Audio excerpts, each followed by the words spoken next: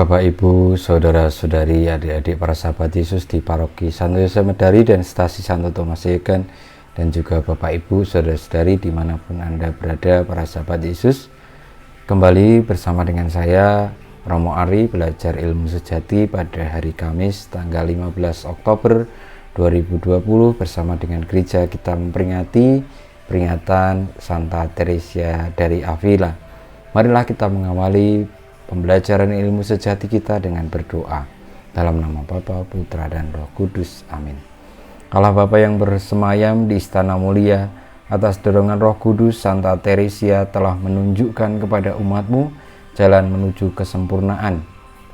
Tambahkanlah iman kami ketika kami jatuh dalam ketakutan dan keraguan, terutama dalam menghadapi godaan-godaan dunia yang dapat membuat kami jauh dari-Mu.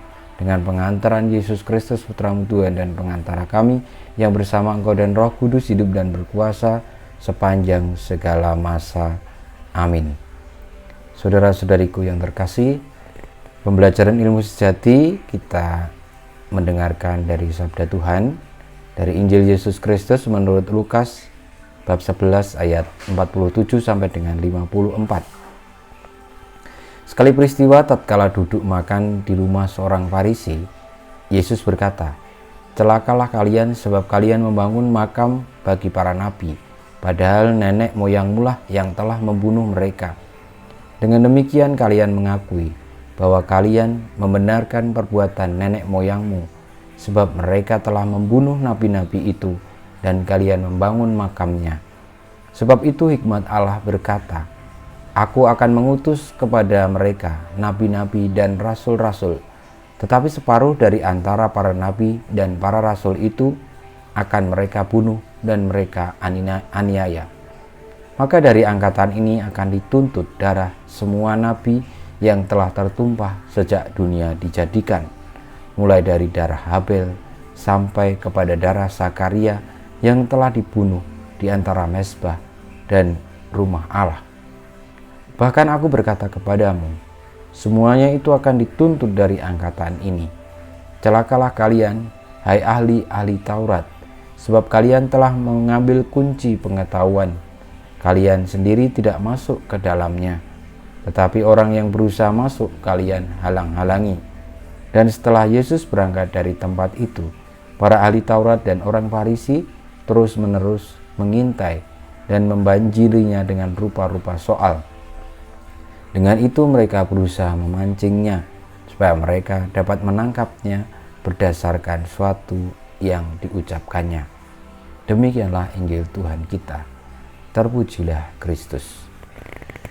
Para sahabat Yesus yang terkasih, sabda Tuhan yang kita dengarkan pada hari ini yang adalah belajar ilmu sejati pada hari Kamis tanggal 15 Oktober 2020 masih terkait dengan sabda Tuhan Yesus sebelumnya pada hari kemarin tentang Yesus yang mengkritik orang-orang Farisi dan ahli Taurat.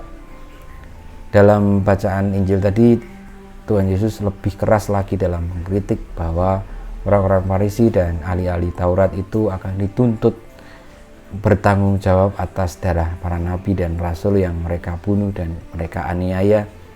Dan akhirnya Tuhan Yesus pun mengatakan bahwa apa yang menjadi pilihan sikap dari para ahli Taurat dan orang Farisi itu bukanlah pilihan yang benar, karena mereka sebenarnya memiliki kunci pengetahuan tetapi tidak masuk ke dalamnya. Itu karena apa? Karena yang menjadi tujuan utama dari mereka adalah diri mereka sendiri, bukan dari kebenaran itu. Nah, kita diajak dari Tuhan Yesus supaya yang menjadi pusat dari segala perjuangan kita itu bukan diri sendiri, tetapi kebenaran itu sendirilah yang berjaya, yang berkuasa, yang bertahta atas diri kita ini.